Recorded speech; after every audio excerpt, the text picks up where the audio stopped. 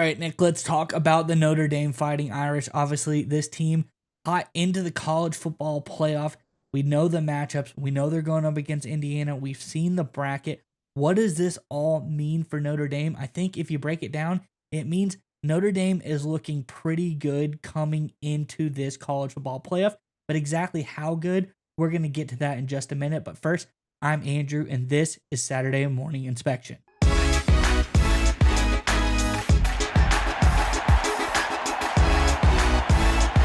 All right, Nick, as I alluded to, Notre Dame looking pretty good when you look at the college football playoff bracket. Very favorable for them. I say the other side looks a lot tougher, but at the end of the day, you got to win your games. And I think we see the data. What is it looking like for Notre Dame? Let's go ahead and break that down, and we could talk more about it on the other side.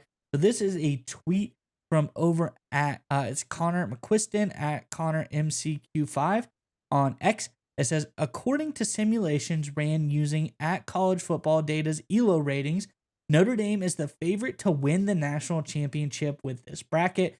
They're one of 6 teams with a greater than 2% chance to win it all.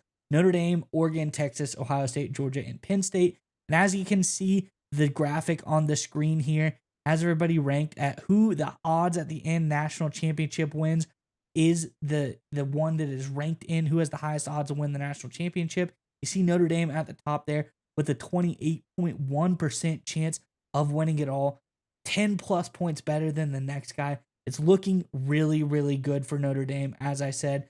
Nick, I'm curious what your thoughts are on this one, but before we get to you, Notre Dame fans, in the comment section below, you see the bracket, you know what it's all about, you're seeing what your potential path is.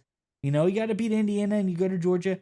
Who on the other side of that bracket are you hoping pulls through to that round? And who would you like to face if everything comes that far? Not to jinx it, we'll knock on wood a little bit, but let us know who on the opposite side of your bracket you're hoping to meet in that semifinal to get to the college football championship finals. Let us know in the comment section below. But nonetheless, Nick, what do you think all of this means for the Fighting Irish?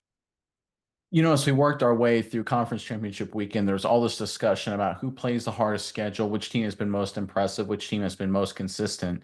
And everyone was talking about, of course, the Georgia Bulldogs, Texas Longhorns, Ohio State. Does Alabama get in? How good is SMU, right? All this kind of stuff. The reality is, outside of the Oregon Ducks, the most consistent team in college football has been the Notre Dame Fighting Irish. I think that's why we're seeing, based on their bracket positioning, they're in a great position to win the title because game in and game out, they are dominating folks. No one wants to talk about it, but they are beating the brakes off everybody they play across the board, right? Good teams, bad teams, it doesn't matter. All they do is go out and win decisively. They beat Texas A&M and Kyle Field, a quality football team, by double digits early in the season. Of course, there was that disaster against Northern Illinois, but that is clearly an aberration because when you look at their schedule and the teams they beat, right? Obviously, we know they beat the crap out of Purdue and Miami of Ohio, handled Louisville, beat Stanford by 40, Georgia Tech, good football team. Georgia Tech should have beaten Georgia, almost beat them on the road. Notre Dame won by 18. They obliterated a good Navy team and humiliated Florida State, beat a solid Virginia team, humiliated a good Army team, and then beat USC by 2 scores. Every single game they've played, Notre Dame's been the better team this season, decisively, the Northern Illinois aberration notwithstanding. One of the things about the college football playoff is it kind of looks at those one-game aberrations. You see it a lot in the NFL, and it kind of just gets rid of it a little bit. Because like, okay, you had a bad day. It happens, especially early in the year. Late season, there's no one playing better football, both sides. Offense, defense, those special teams in there as well. Running, passing, running quarterback, passing quarterback.